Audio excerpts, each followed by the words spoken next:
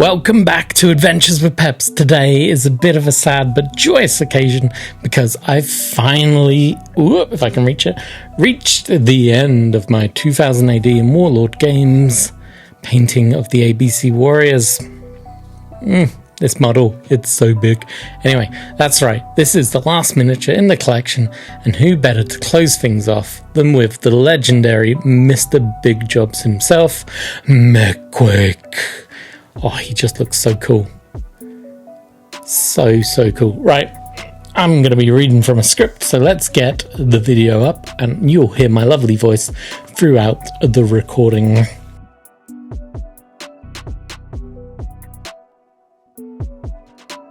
Right, now, if you've been following along, you'll know I don't like going on and on about my painting process.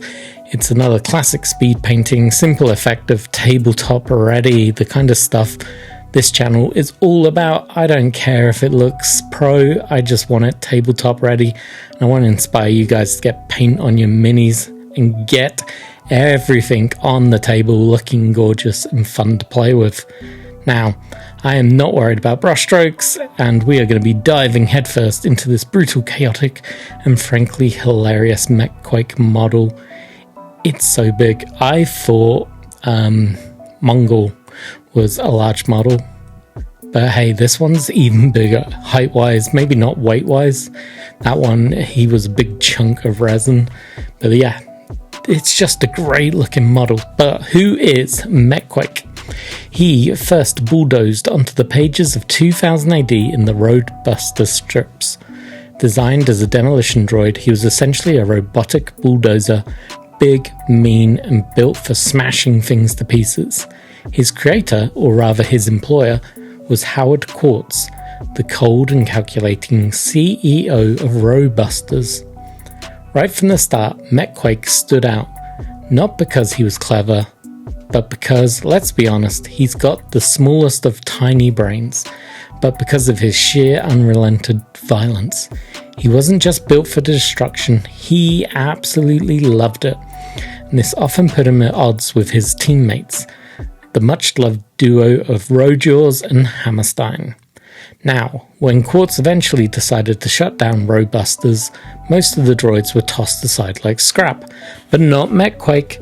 Quartz saw something in him, probably that unmatched capacity for mayhem, and decided to keep him around. And that decision would echo down through the centuries. Because yes, Mek-Quake didn't just fade into the scrapyard of history. Far from it, centuries later, his brain was transplanted into a new body, which I believe is basically the one that we're painting today. Correct me if I'm wrong, guys, it's been a while since I've read all the ABC stories. So it's now a much more hulking humanoid war droid form, and with this upgrade, Mek-Quake entered the service of the Empire of Termite. This, of course, brought him into direct conflict with one of 2000 AD's most iconic and unique-looking characters. There's my brain just fried there.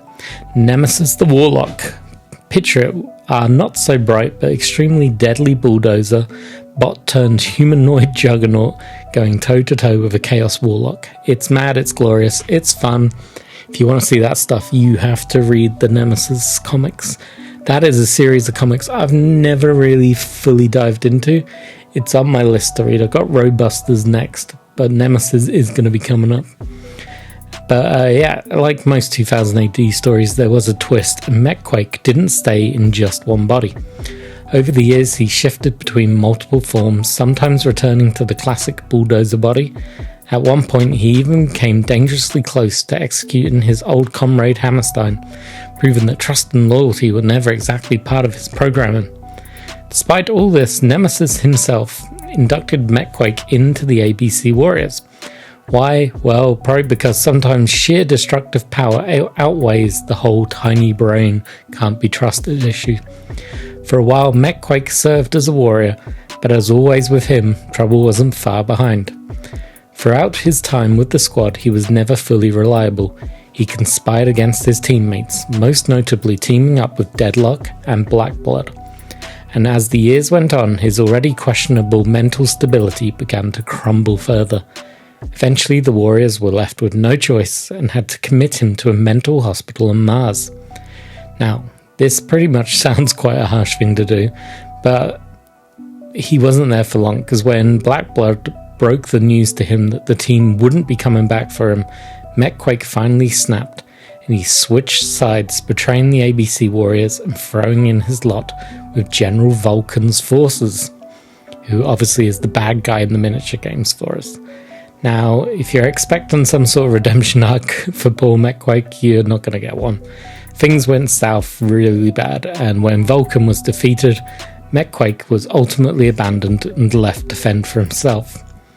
Having been abandoned, he wasn't going to let that slow him down, and somehow Mek-Quake, in classic fashion, managed to survive, and he reappeared in one of the most bizarre ways possible on a TV chat show.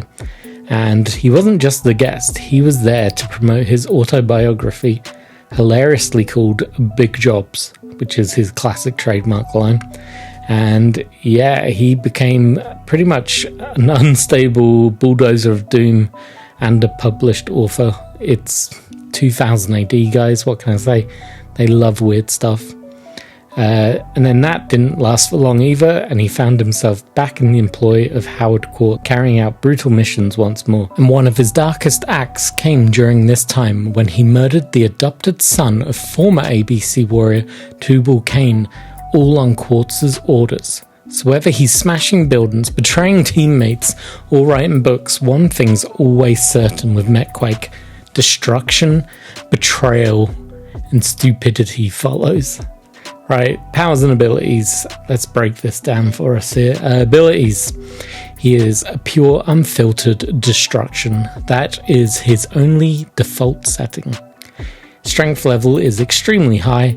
Whether he's in bulldozer form or humanoid warbot mode, he is built for raw power. Weaknesses. He's got a tiny brain. He does not know what the word strategy even means, let alone be able to spell it. He is not subtle at all, no chance. If it can't be solved by smashing it, he has no idea what to do. Transportation, he can be a bulldozer if he wants to.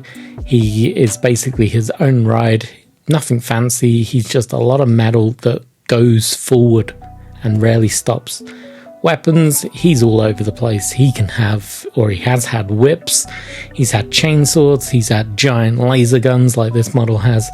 He has a bit of everything. I think this is a Blazooka. It's been a while since I've read his rules, to be honest. But if it can be used to smash, slice, or blow up, he will use it. And there you go, that's it for Mek-Quake.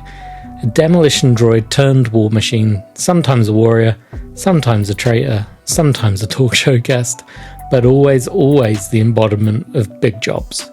Thank you for joining me on what is my final 2000 AD ABC Warrior model. It's been an absolute blast painting these and sharing these. I know I need to do some battle reports soon. That is on my radar. They're just hard, and during the kids' summer holiday, impossible to record. We'll have to work out how we're going to do it.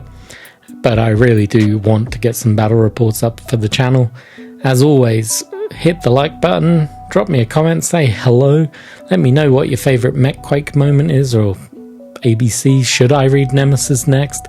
Drop some comments below, have a little chat with me if you want. Come join us over on the Discord. That's an even easier way to get into the conversation. And we are on the road to 3,000 followers, so if you can like, share, subscribe, all that good stuff, I would truly appreciate it. And until next time, this has been Peps, and remember, big jobs!